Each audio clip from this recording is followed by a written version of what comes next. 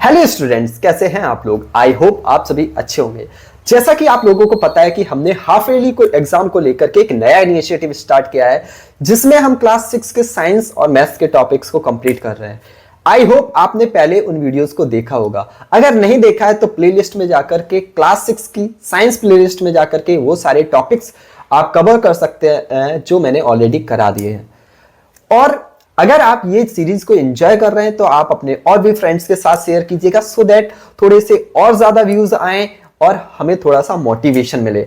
I hope आप ये series को एंजॉय कर रहे होंगे। तो बात करते हैं अब इस टॉपिक्स के बारे में। तो ये टॉपिक्स हमारा है getting to know about plants, यानी हमें इसमें प्लांट्स के बारे में पढ़ना है, प्लांट्स के बारे में चीजों को समझनी है। तो सबसे पहले हम समझते हैं इस टॉपिक्स में हमें क्या क्या, इस चैप्टर में हमें कौन कौन से टॉपिक्स पढ़ने होंगे। तो सबसे पहला टॉपिक होगा व्हाट इज प्लांट्स। प्लांट्स क्या हैं। सेकेंड, टाइप्स ऑफ प्लांट्स, कितने टाइप्स के प्लांट्स हैं। थर्ड, आप पार्ट्स ऑफ प्लांट्स, प्लांट्स के कौन कौन से पार्ट्स हैं। तो देखो, बेसिकली हम सबसे पहले समझते हैं व्हाट इज प्लांट्स। अगर कोई भी आपसे पूछे प्लांट्स क्या है तो आप क्या जवाब दोगे। आप कहोगे sir plants is a living organism that can make their own food, that's why we call autotrophs। यानी आप अगर एक सिंगल सी लाइन में कहना चाहो तो आप कह सकते हो plants is a living organism which can make their own food। यानी प्लांट्स हमारे ऐसे लिविंग ऑर्गेनिज्म हैं जो अपना भोजन खुद से बना सकते हैं। तो पहला चीज हम क्या कह सकते हैं, plants are autotrophs. Second things, plants क्या कह सकते हैं, लिविंग ऑर्गेनिज्म, लिविंग ऑर्गेनिज्म। अब बात यह है कि सर प्लांट्स को हम लिविंग ऑर्गेनिज्म कैसे कह सकते हैं। तो समझिएगा, कुछ लिविंग ऑर्गेनिज्म के कैरेक्टरिस्टिक्स होते हैं। जैसे समझिएगा कि लिविंग ऑर्गेनिज्म का perform various activities such as respiration, digestion, reproduction and growth. यानी कुछ जो जितने भी लिविंग ऑर्गेनिज्म होते हैं वो क्या करते हैं, वो रिप्रोडक्शन करते हैं। रिप्रोडक्शन का मतलब क्या है कि वो अपने टाइप्स के ऑर्गेनिज्म को बर्थ देते हैं। जैसे प्लांट्स है, प्लांट्स का एक सीड्स निकलता है, उससे फिर से प्लांट्स बन जाता है। तो हम क्या कह सकते हैं, हम ये कह सकते हैं ना, प्लांट्स भी रिप्रोड्यूस करते हैं, वो अपने जैसे बेबीज को, बेबी प्लांट्स को भी जन्म देते हैं। अब सेकंड क्या है, दे कैन रेस्पिरेट, वो सांस ले सकते हैं। तो रेस्पिरेशन, जैसे कि आपको पता है कि हम लोग ऑक्सीजन को क्या करते हैं, इनहेल करते हैं, कार्बन डाइऑक्साइड को रिलीज करते हैं। सेम इसी तरीके से प्लांट्स भी क्या करते हैं, रेस्पिरेशन करते हैं। थर्ड वन है जो फूड को making, the process of making their food, यानी वो अपना भोजन बना सकते हैं। तो प्लांट्स है, ये सारी परफॉर्मेंस एक्टिविटीज करते हैं, इसलिए हम उन्हें क्या कहेंगे कि सर प्लांट्स हमारे क्या हो गए, लिविंग ऑर्गेनिज्म हो गए। लेकिन प्लांट्स मूव नहीं कर सकते। जो लिविंग ऑर्गेनिज्म है वो एक प्लेस से दूसरे प्लेस तक जा सकते हैं, लेकिन जो नॉन लिविंग ऑर्गेनिज्म है वो एक जगह से दूसरी तरफ ले तो जाए जा सकते हैं, खुद से नहीं जा सकते। तो प्लांट्स केवल यही जो कैरेक्टरिस्टिक्स है फुलफिलमेंट नहीं करता, बाकी की सारी जो कैरेक्टरिस्टिक्स हैं वो फुलफिलमेंट करते हैं। जैसे कि एक एग्जांपल लेकर के समझाता हूं। मान लीजिएगा ये पेन है, क्या ये पेन रेस्पिरेशन करता है, नहीं। क्या सर ये प्लांट्स, पेन है वो ग्रो करता है, नहीं। लेकिन प्लांट्स हैं वो रेस्पिरेशन भी करते हैं और वो ग्रोथ भी करते हैं, इसलिए प्लांट्स को हम क्या कह सकते हैं, लिविंग ऑर्गेनिज्म। आई होप आपको समझ में आया होगा कि प्लांट्स क्या होते हैं और इन प्लांट्स को हम लिविंग ऑर्गेनिज्म क्यों कहते हैं। अब आगे बढ़ते हैं और समझते हैं टाइप्स ऑफ प्लांट्स। तो सबसे पहले टाइप्स ऑफ प्लांट्स में हमें समझना है हर्ब्स, कि सर ये हर्ब्स क्या है। These are the plants that have green and frail stem, usually these are small plants without many branches. यानी ये ऐसे प्लांट्स हैं जिनके अंदर स्टेम्स कैसा होता है, ग्रीन होता है और बहुत नाजुक होता है, और इनके अंदर बहुत ज्यादा ब्रांचेस नहीं होते हैं। आई होप आपको समझ में आया होगा। जैसे बेसिल, इसके साथ साथ कोरिएंडर, मिंट और ऑरिगेनो। आपको जैसे मैं सबसे कॉमन एग्जांपल लेता हूं, मिंट या कोरिएंडर, धनिया। देखो धनिया या फिर हम मिंट का एग्जांपल लेते हैं तो आपने देखा होगा इनके अंदर क्या होते हैं, ग्रीन स्टेम्स होते हैं। आप सिंपल सा शब्दों में हर्ब्स को घास भी कह सकते हो, जिनके अंदर ग्रीन स्टेम होते हैं। स्टेम वुडन पोर्शन लाइक नहीं होता। तो आई होप आपको हर्ब्स समझ में आए होंगे कि ऐसे प्लांट्स जिनके अंदर ग्रीन स्टेम्स होता है, लेकिन स्टेम्स कैसा होता है, बहुत नाजुक होता है और उसमें बहुत सारी ब्रांचेस नहीं होती है। आगे सेकेंड टाइप्स के प्लांट्स के बारे में समझते हैं, जो कि है श्रब्स। श्रब्स क्या होते हैं? These are plants with hard but not exactly thick stem. यानी जो श्रब्स होते हैं वो हार्ड तो होते हैं, लेकिन उनकी स्टेम कैसी होती? थिक नहीं होती, पतली स्टेम होती है। Their branches generally originate from the base of their stem. यानी जो इनकी जो ब्रांचेस होती हैं वो स्टेम्स के बेस से ग्रो होती हैं। जैसे कि ये देख पा रहे हो, स्टेम्स है और इसी बेस से ये क्या है, इनकी ब्रांचेस निकली हुई है। There are much taller than herbs but usually shorter than trees. यानी ये हर्ब्स से तो बड़े होते हैं, लेकिन ट्रीज से कैसे होते हैं? छोटे होते हैं। जैसे कि aloe vera, rose plant, jasmine plants, blackberry, ये सारे एग्जाम्पल हैं आपके श्रब्स के। तो देखो अभी हमें 2 टाइप्स के प्लांट्स को समझ में आया। फर्स्ट हर्ब्स, यानी जिनके अंदर ग्रीन स्टेम्स होते हैं, लेकिन स्टेम कैसा होता है? बहुत नाजुक होता है। सेकंड क्या है? श्रब्स। श्रब्स क्या होते हैं? जिनके अंदर स्टेम्स तो होता है, हार्ड स्टेम होता है, लेकिन ये इतना मोटा नहीं होता जैसे कि प्लांट्स के या फिर ट्री के में होता है। अब अगला हम पढ़ते हैं थर्ड, जो कि हमारा है tree. These are the plants which are very tall and heavy thick and hard stem. यानी ये कैसे होते हैं? जिनका स्टेम कैसा होता है? बहुत मोटा होता है और बहुत हार्ड होता है। The branches originate from the upper parts of the tree and very high above the ground. और ये देखो ब्रांचेस कहां से निकल रही हैं? प्लांट्स के बहुत ऊपर पार्ट से निकल रही हैं। जबकि आप रोज में देखोगे तो ब्रांचेस कहां से निकल रही है? जमीन के पास से ही निकल रही हैं। तो ये भी एक डिफरेंस है कि ट्रीज में और आपके श्रब्स में। आई होप आपको ये समझ में आया होगा। ट्री कौन कौन से हो गए? जैसे mango tree, people, coconut tree, mango tree, बहुत ये सारे अलग अलग टाइप्स के आपके क्या हो गए? ट्री हो गए। आई होप आपको ये समझ में आया होगा। आगे बढ़ते हैं और समझते हैं क्रीपर्स। अब क्रीपर्स क्या होते हैं? These are the plants which have soft, weak and green stems and hence can not stand straight in and instead spread on the ground. तो क्रीपर्स ऐसे प्लांट्स होते हैं जिनका ग्रीन जो स्टेम होता है वो ग्रीन होता है, इसके साथ साथ वो बहुत सॉफ्ट होता है। एक और बात होती है, क्रीपर्स के जो फ्रूट्स होते हैं वो बहुत बड़े होते हैं, इसीलिए ये स्टैंड आउट नहीं हो सकते, खड़े नहीं हो सकते। देखो जैसे कि हमारा है स्वीट पोटैटो, वाटरमेलन, पंपकिन। तो आप देखोगे ये क्रीपर्स हैं। क्योंकि इनको क्रीपर्स इसलिए कह रहे हैं क्योंकि ये जमीन के साथ स्प्रेड होते हैं, जमीन पर स्प्रेड होते हैं, ना कि ये हमारे क्लाइंब नहीं कर सकते। आया समझ में? देखो अगर हम जो बहुत नाजुक स्टेम्स होते हैं उनको 2 पार्ट्स में डिवाइड कर सकते हैं, पहला क्लाइंबर्स और दूसरा क्लीपर्स। तो देखो क्लाइंबर्स के बारे में आगे हम पढ़ेंगे, क्रीपर्स के बारे में समझ में ना है अच्छे से।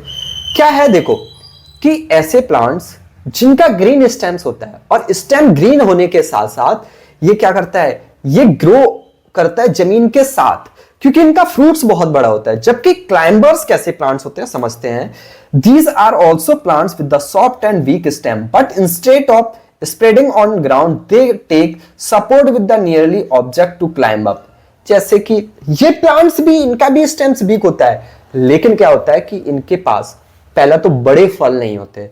जब बड़े फल नहीं होते तो ये किसी ऑब्जेक्ट का सपोर्ट लेकर के क्लाइंब कर जाते हैं, इसीलिए इनको हम क्लाइंबर्स कहते हैं। दूसरा जो डिफरेंस है वो ये है कि ये क्या करते हैं? ये किसी ऑब्जेक्ट के पास में क्लाइंब कर जाते हैं। लेकिन सर आपके दिमाग में आ रहा होगा कि सर फिर हमारे क्रीपर्स क्यों नहीं क्लाइंब कर सकते? देखो भैया क्रीपर्स भी क्लाइंब कर लेंगे, अगर आप किसी भी प्लांट्स या किसी ऑब्जेक्ट के ऊपर क्लाइंब कराना चाहो कर जाएंगे।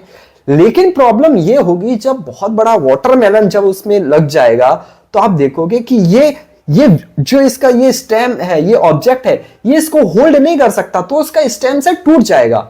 इसीलिए क्या करते हैं? क्लाइंबर्स वो हैं जो किसी ऑब्जेक्ट के साथ क्लाइंब कर जाते हैं, क्योंकि ये हैवी फ्रूट्स वियर नहीं करते। जबकि हमारे जो क्रीपर्स हैं वो हैवी फ्रूट्स वियर करते हैं, इसीलिए किसी भी ऑब्जेक्ट पर क्लाइंब नहीं कर सकते।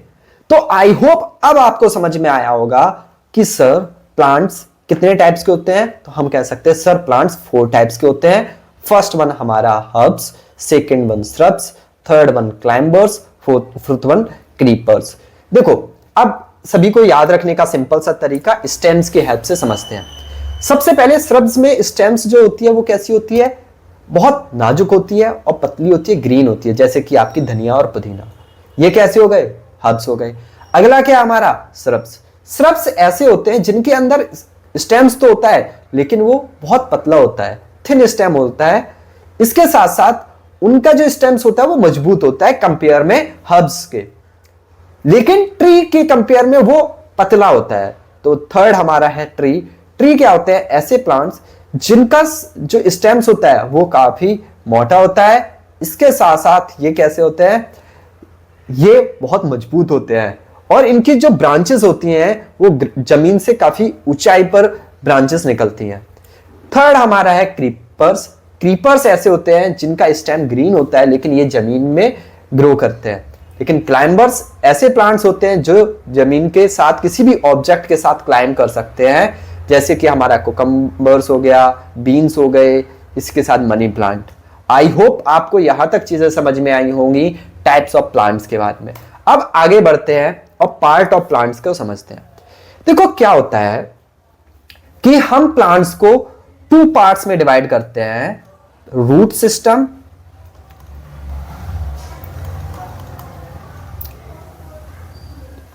एंड सेकेंड वन हमारा सूट सिस्टम। सूट सिस्टम देखो, रूट में हमारे जो प्लांट्स जो अंडर द रूट्स होती हैं, देखो प्लांट्स में जो रूट्स होती हैं वो अंडरग्राउंड जो सॉइल के अंदर होती हैं उन्हें क्या कहते हैं, रूट्स। लेकिन जो सॉइल के ऊपर का पार्ट्स आता है वो सारा आता है सूट सिस्टम के अंदर, जैसे कि चाहे वो आपकी लीव्स हो गए, फ्लावर हो गए, स्टेम हो गए, फ्रूट्स हो गए, ये सारे क्या है, ये हमारे सूट सिस्टम के अंडर में आते हैं। आई होप आपको समझ में आया। तो हम क्या कह सकते हैं कि सर बेसिकली जो जमीन से ऊपर हैं उन्हें हम सूट सिस्टम में रखते हैं और जो जमीन के अंदर हैं उन्हें हम रूट सिस्टम में रखते हैं। तो सूट सिस्टम में क्या कह सकते हैं, कितने पार्ट्स हैं, leaves, flower, word, stem, fruits, ये क्या हो गए, ये हमारे अबव द ग्राउंड। लेकिन जमीन के अंदर क्या हो गए, हमारे रूट।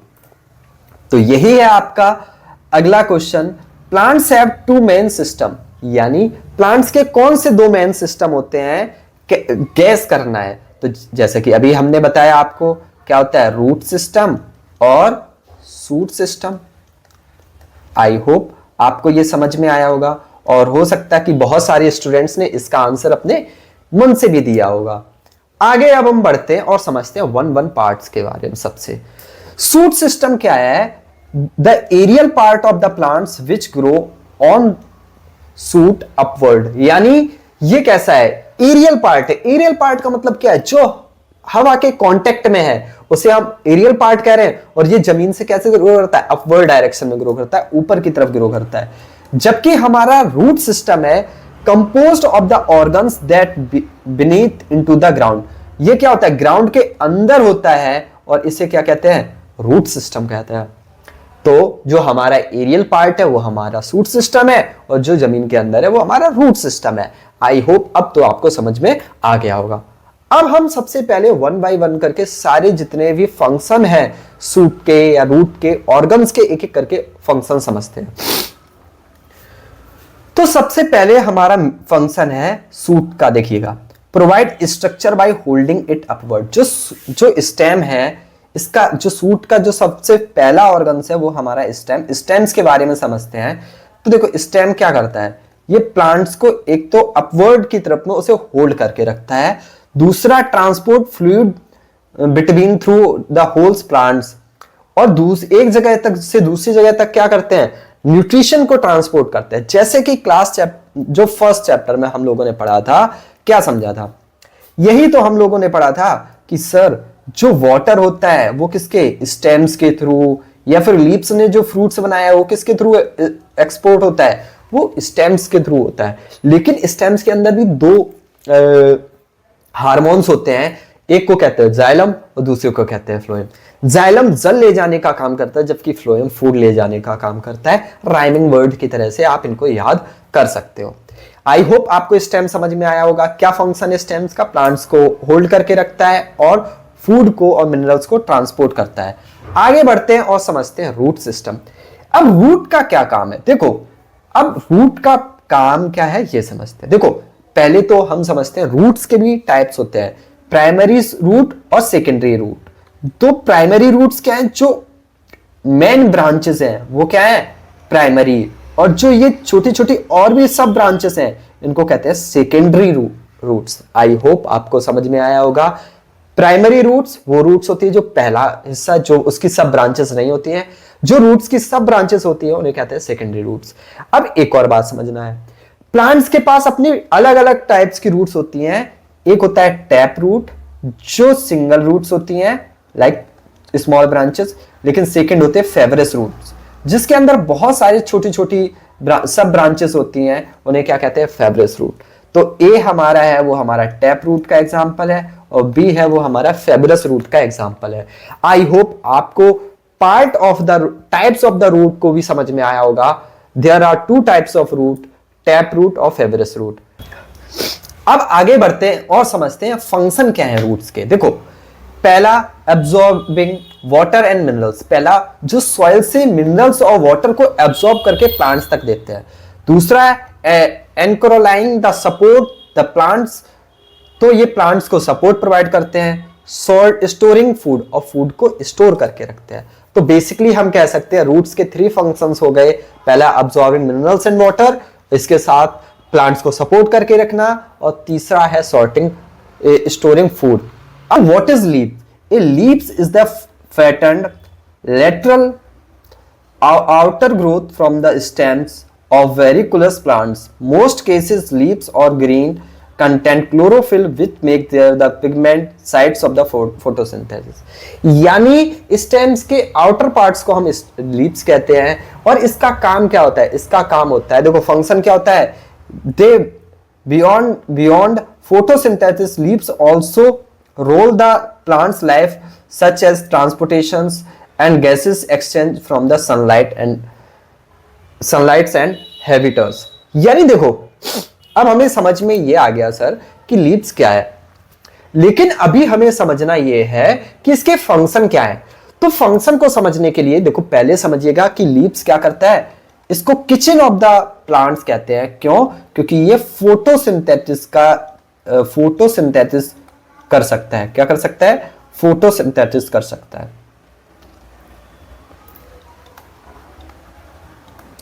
फोटोसिंथेसिस कर सकता है। सेकंड क्या कर सकता है? ये हेल्प करता है एक्सचेंज ऑफ गैसेस। क्या करता है? एक्सचेंज ऑफ गैसेस, क्योंकि इसको भी तो ब्रीद इन ब्रीद आउट करना होता है ना। इसके साथ साथ ये क्या करता है?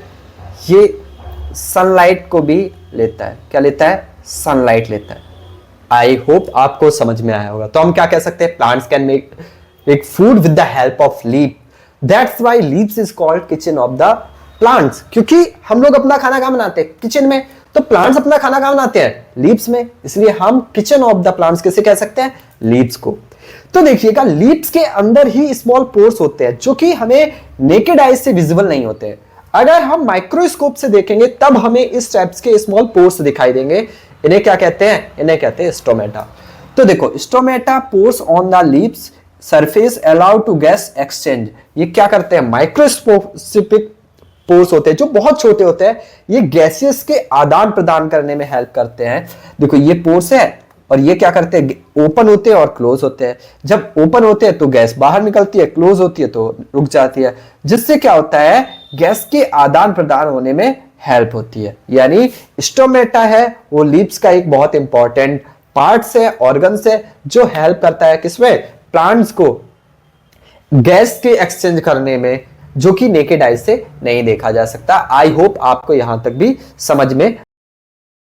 चलो अब हम आगे समझते हैं पार्ट्स ऑफ फ्लावर। अब हम इसी फिगर में पार्ट्स ऑफ फ्लावर के साथ साथ उनके फंक्शन को भी डिस्कस कर लेंगे, सो दैट आपको आसानी रहे, एक ही जगह सारी चीजें आपको समझ में आ जाए। तो देखो समझिएगा, सबसे पहले हम लीव्स के बारे में तो पहले से ही पढ़ चुके हैं और स्टेम्स के बारे में। अब हमें समझना है कि सबसे पहले पेटल्स। अब ये पेटल्स क्या है? जो ग्रीन पोर्शन है फ्लावर का, इसे कहते हैं पेटल्स। अब इनका फंक्शन क्या करते हैं? ये सपोर्ट करते हैं फ्लोवर को और पेटल्स को। अब दूसरा आ गया हमारा सर पेटल्स क्या है? पेटल्स क्या होते हैं? पंखुड़ियां, जिनको हम कहते हैं फ्लावर की पंखुड़ियां, वही क्या है? पेटल्स। अब पेटल्स का फंक्शन क्या होता है? ये खूबसूरत दिखते हैं, जिससे ये क्या करते हैं? इंसेक्ट को अट्रैक्ट करते अपनी तरफ। आया समझ में? आगे बढ़ते हैं। अब ये इंसेक्ट को सर क्यों अट्रैक्ट करते हैं? इंसेक्ट को अट्रैक्ट करते हैं सो दैट पॉलिनेशन हो सके। अब सर ये एक और नई समस्या आ गई, पॉलिनेशन क्या है? चलो मैं समझाता हूं। पॉलिनेशन एक प्रोसेस है। कौन सा? Pollination is the process from transformation of pollen grain anther to the stigma is called pollination. तो देखो भैया, समझते हैं कि सर ये है हमारा एंथर, और एंथर के ऊपर छोटे छोटे होते हैं पोलन ग्रेन। अब जब ये पोलन ग्रेन ट्रांसफर होकर के स्टिग्मा के ऊपर पोलन ग्रेन जाएंगे, तब जाकर के होता है इनका फर्टिलाइजेशन, और फर्टिलाइजेशन के बाद में बनता है सीड्स। तो सीड्स बनने के लिए ये जो एंथर के ऊपर जो पोलन ग्रेन है, इनका स्टिग्मा तक पहुंचना बहुत जरूरी है। अब ये पहुंचेंगे कैसे? ये विंड की हेल्प से पहुंच सकते हैं, हवा से पहुंच सकते हैं, दूसरा वाटर से भी पहुंच सकते हैं, तीसरा क्या है कि इंसेक्ट होता है वो अपना नेक्टस लेते हैं। तो जब वो इंसेक्ट के पैरों में ये जो पोलन ग्रेन है, ये बहुत छोटे होते हैं और स्टिकी होते हैं। जब ये यहाँ से इनके पैरों में स्टिक हो जाते हैं, और जब वो स्टिग्मा के ऊपर जाकर के बैठता है, तो क्या होता है? बाय मिस्टेक, ऐसा वो जानबूझ के नहीं करता, क्योंकि उससे तो चाहिए नेक्टस। तो नेक्टस के कलेक्ट करने में ये जो पोलन ग्रेन है वो एंथर तक पहुंच जाते हैं। इसीलिए इंसेक्ट का होना बहुत जरूरी है। अगर नहीं होता फिर हमें आर्टिफिशियली वे में जो पॉलिनेशन कराना पड़ता है। तो इन चीजों का आर्टिफिशियल पॉलिनेशन क्या है, ये सारी चीजों को अभी आपको समझने की जरूरत नहीं है, क्योंकि आप पढ़ रहे हैं क्लास 6 में। आगे हम जैसे जैसे क्लासेस बढ़ेंगे वो सारी चीजों को कवर करेंगे। अब देखिएगा, अब हमें समझना है, अगला है हमारा फिलामेंट, ठीक है, एंथर, स्टिग्मा, समझ लिया। अब देखो भैया, हम चीजों को आसान करने के लिए एक और चीज समझते हैं। अब देखो, स्टेमन है वो हमारा एंथर, और ये क्या है? फिलामेंट। अब देखो, एंथर है, इसके जो ये एंथर है, आया समझ में? अब आगे बढ़ते हैं और समझते हैं पिस्टल। देखो, पिस्टल है, इसके 3 पार्ट्स होते हैं, स्टिग्मा, स्टाइलिस एंड ओवरी। तो सर हमें फ्लावर से क्या समझना है? देखो, आपको मैं पूरा फ्लावर समराइज कर देता हूं सो दैट आपको दिक्कत ना हो। सबसे पहले फ्लावर में आपको ध्यान रखना है इसके पार्ट्स, क्योंकि कई बार लेबल डायग्राम आ जाता है और आपको उनके पार्ट्स को पता होना चाहिए। तो आप फ्लावर के पार्ट्स को याद रख लो, क्योंकि पॉलिनेशन क्या है, ये सारी चीजें अभी नहीं है, लेकिन मैंने आपको बताने के लिए एक्स्ट्रा एक्सप्लेन कर दिया है कि आपको पता रहे। लेकिन आप सिंपल क्या कर सकते हो कि फ्लावर के पार्ट्स को याद रख सकते हो और लेबल डायग्राम बना सकते हो। आप एक बार डायग्राम खुद से बनाने की कोशिश कीजिएगा, फिर आप देखेंगे चीजें आपको आसानी से समझ में आ जाएंगी। अगर कोई भी डाउट्स रह जाता है तो प्लीज कमेंट बॉक्स में लिखें, सो दैट मैं उन डाउट्स को भी डिस्कस कर सकूं। देखो, आई होप आपको ये वीडियो पसंद आई होगी। I hope you enjoy this class. Thanks for joining.